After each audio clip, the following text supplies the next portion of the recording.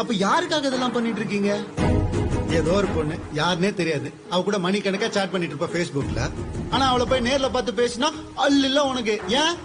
ஏன்னா அது ரியாலிட்டி. எல்லாரும் ரியாலிட்டியை பார்த்து பயப்பட ஆரம்பிச்சிட்டீங்க.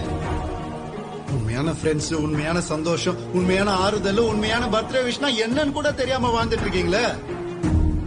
சார், உங்க ஒய்ஃபோட போன் நம்பர் போனை பார்க்காம உங்களால சொல்ல முடியுமா சார்?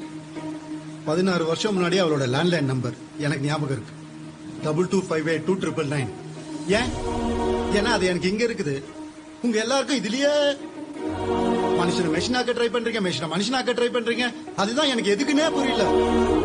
மச்சான், உன் பையன் பேசல நீ எப்படி பேசுவான்? ஏன் பேசுவான்? அவன்கிட்ட பேசுறதுக்கு யாரும் இல்ல. நான் பேசினேன்.